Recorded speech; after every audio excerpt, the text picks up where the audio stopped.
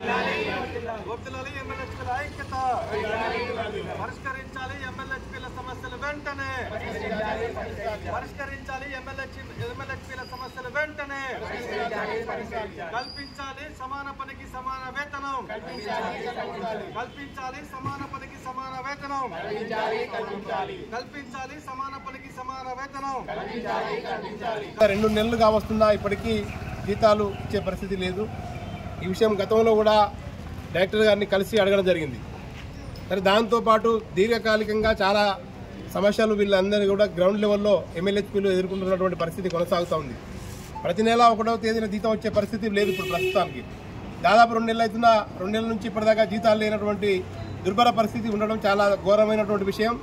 అదేవిధంగా ఎమ్మెల్యేలు BSc nursing చేసి ఎమ్మెల్యేలుగా అపాయింట్మెంట్ అయిన వాళ్ళ ఈ రాష్ట్రంలో కింది స్థాయి అధికారులు పై స్థాయి డైరెక్టర్ గారికి తెలుస్తుందో లేదో తెలియజేయాలనే ఉద్దేశంతో వాళ్ళకి రావడం జరిగింది। కింది స్థాయి అధికారులు వాళ్ళు చేసే పని కాకుండా అదనపు పనులు కూడా చేయించుకుంటున్నారు। వాళ్ళ అపాయింట్మెంట్ అయింది ఎమ్మెల్యేలుగా అపాయింట్ అయితే వాళ్ళు నైట్ డ్యూటీలు డే డ్యూటీలు మధ్యాహ్నం డ్యూటీలు అని చెప్పి పిఎస్సీలో వాళ్ళ సొంత పనులు అక్కడ ఉన్నటువంటి అధికారులు మెడికల్ ఆఫీసర్లు వారి సొంత పనులు చేయించుకుంటూ వీళ్ళపైన పరిపాలన మోపుతున్నటువంటి పరిస్థితిని ఇక్కడ ఉన్నటువంటి అధికారులకు తెలియజేయాలని చెప్పి మేము ఇక్కడ దాకా రావడం జరిగింది। మేము అధికారులందరూ కూడా దీని విషయాన్ని గమనించాలి। ఎమ్మెల్యేలు వాళ్ళు బీఎస్సీ నర్సింగ్ చదివి ఇప్పుడు ఎమ్మెల్యేలుగా డ్యూటీలు చేస్తుంటే వాళ్ళకి ఇస్తున్నటువంటి జీతం కేవలం 29,900 రూపాయలు।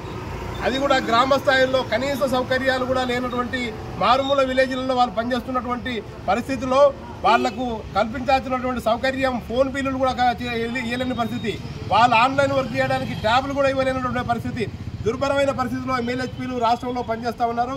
కాబట్టి రాష్ట్ర ప్రభుత్వం ఎన్హెచ్ఎం డైరెక్టర్ గారు దీనిపైన ఆలోచించి వీళ్ళకి తగిన న్యాయం చేయకపోతే రాబోయే రోజుల్లో ఎమ్మెల్యేలు అందరూ కూడా ఈ రాష్ట్రంలో ఉన్నటువంటి ఎమ్మెల్యేలు అందరూ కూడా కదిలి వచ్చి వాళ్ళ సమస్యల పరిష్కారం వరకు ఈ డైరెక్టర్ కార్యాలయం ముందు కూర్చొనే పరిస్థితి వస్తుందని చెప్పి మేము వారికి తెలియజేస్తా ఉన్నాం।